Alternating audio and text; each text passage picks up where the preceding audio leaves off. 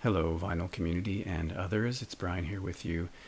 And today I wanted to talk about the Smiths, specifically Unofficial Smiths recordings. And I will call this part one because some other parts will follow. I'm just not sure when that will happen. So the Smiths, in case you don't know, were formed in Manchester in 1982. They were done by 1987 when their final studio album was released. But of course, a live album called Rank followed that in 1988. They're one of my favorite bands. I'm not going to say they're my favorite band, but they're definitely high on the list and have been ever since I first heard them sometime in the 80s. It's been said that the band had a deeper devotion than any other British group since the Beatles, and I think that might well be true. Now, I haven't seen them in concert. Again, I'm from a small town, and they didn't come to my small town, and I wasn't able to make it to a larger city to see them, although I did see Morrissey, and I will tell you that the devotion that was displayed towards him was quite incredible. So I guess to start this, if I were older, I would probably have an equal devotion to bands like the Rolling Stones or possibly the Beatles themselves, but I'm a bit younger than that, and so I got into music, when the Beatles were all wrapped up for many, many years, and the Stones were still going, but I was more interested in the new wave movement at the time. So for me, the Smiths is one of the finest bands of the 80s, and possibly the best band to emerge from England. Well, that's arguable. There's other bands that I would throw into that group, so I'm not sure that I can say that for sure, but they're very influential, definitely. Sometimes called the best alternative group to emerge from Britain's independent scene, and sometimes called the only vital voice of the 80s.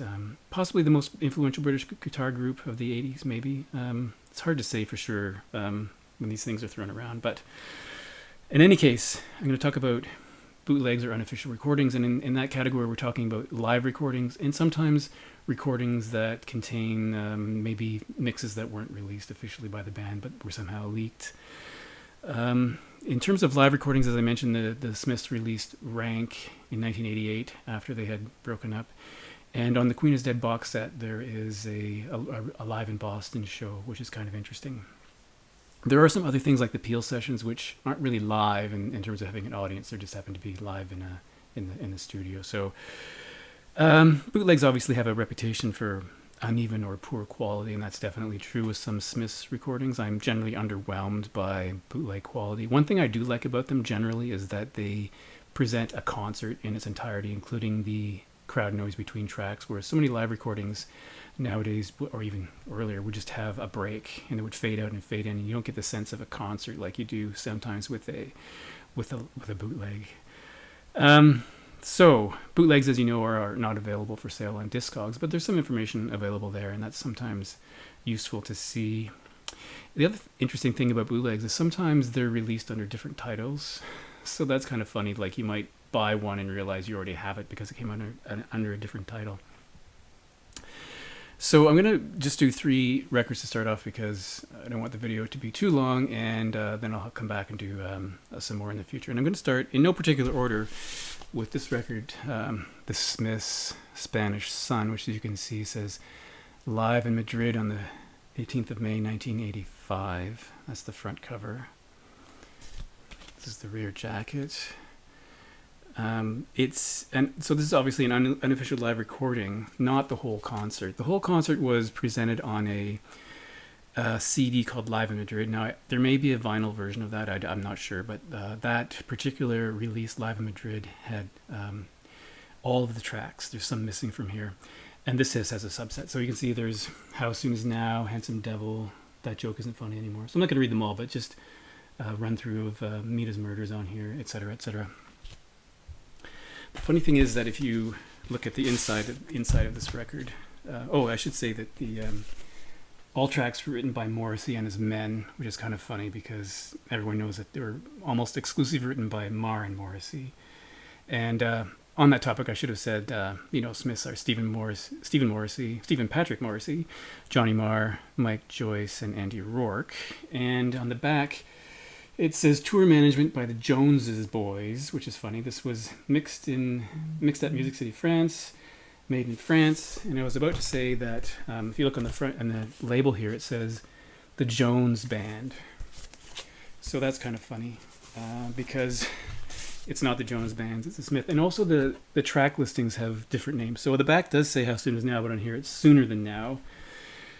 Handsome Devil is rendered as Devilish Looks. That Joke Isn't Funny Anymore is called Funny Jokes. Shakespeare's Sister is called The Playwright. Rush Home Ruffians is called Rough People. Handing the Love is kind of called Covered Hands. Meet as Murders is called Murder. Heaven Knows I'm Miserable Now is just called Miserable Life. And Miserable Lie is Don't Tell the Truth. Barbarism Begins at Home becomes Behavior at Home. And all songs by the Jones Band. So I once heard years ago that sometimes bootleggers make deliberate errors with song titles and band names, and just because to get past pressing plant issues. But I'm not sure if that's actually true or not. But it is interesting that they changed everything on the label, but have the right information on the spine. So this was a live TV broadcast, and that might suggest to you that there is excellent sound quality here. But I would say this is probably a 6 out of 10. It obviously had no real professional mastering. There's clipping in the audio. The highs are really shrill sometimes. There's not really a deep end. But even if they had someone professionally looking at this record, I don't think it would ever be as good as a professionally recorded release. But I have heard worse, so this isn't absolutely terrible. There's some crowd noise here and there, but the songs don't run together, as I just suggested. They are broken up, which is kind of frustrating. They'll slowly fade to silence and then come in again. I think this is probably an interesting artifact, probably for big fans. And the one thing I would say is, as I was listening to this the first time, I would say the sound got progressively better.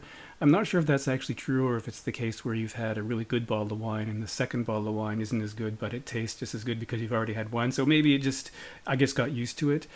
But I did, when I was listening to it, regretted that I hadn't seen the band. So on here, I would say the best track is probably a rousing version of Handsome Devil, which I think is pretty good. But sound quality, as I say, probably a 6 out of 10. So not brilliant, but interesting to listen to, especially if you're a big fan. Number 2, The Smiths. This is called Blue, with Elvis Presley on the front, from 2007. Now, this was originally recorded in Ireland on the 13th of November, 1984. And one would expect blue vinyl, but there's no blue vinyl here. That's the label. Smith's Blue, 33 1/3 RPM, standard vinyl. And I would give this probably, in terms of sound, a 7 out of 10.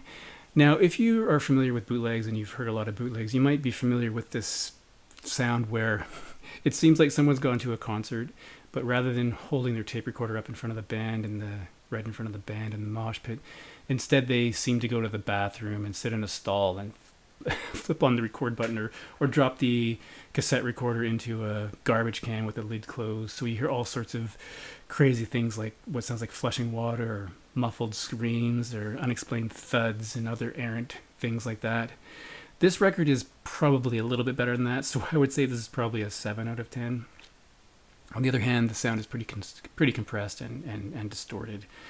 There's lots of enthusiastic crowd noises, and there are some attempts at a sing-along that you can hear. So I would say this is pretty good. One thing I should mention is that this is, like the first one, an extract from the concert. So there's 7 tracks missing, and one that's missing is Still Ill, where Morrissey sings, instead of singing England is mine and it owes me living, he sings Ireland is mine and it owes me living.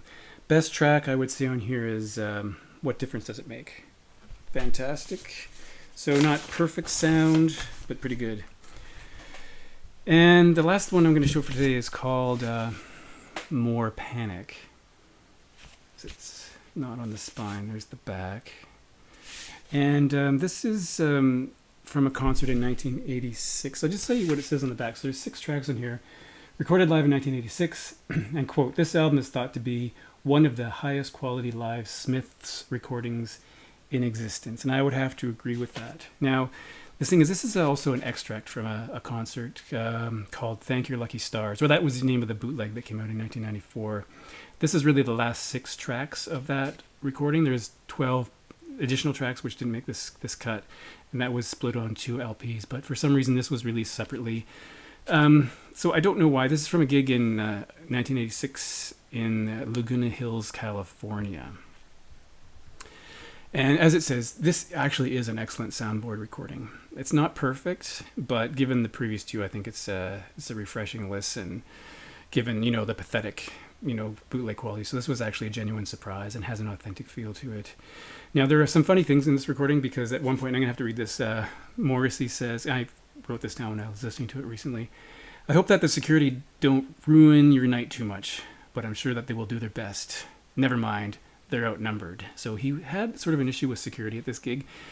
And later, someone called out a request for this charming man. He says, "We don't do that song anymore." And at one point, he screamed, partway through a track, he stopped and screamed at a security guard. It seems like a security guard, and said, "Jesus Christ, don't be so stupid. Leave him alone, you stupid idiot. Leave him." And my understanding of this concert is that later he was essentially swarmed on stage. He was surrounded by people as he was singing the last song. Best track on here is probably The Queen's Dead. Really fantastic version of that song. Probably worth the price of the record. And one thing that you might not be aware of is that there's a track on here called Money Changes Everything, which is an instrumental track that the Smiths recorded. It appears on some B-sides and here and there.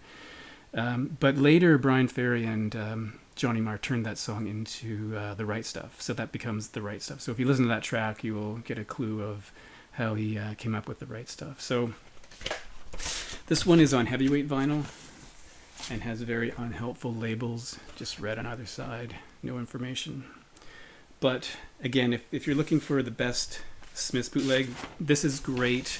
And if you can find a CD copy maybe, or an LP copy of Thank Your Lucky Stars, that would be something to investigate. All right, so that's the end of part 1 of Unofficial Smiths, and thanks again for watching.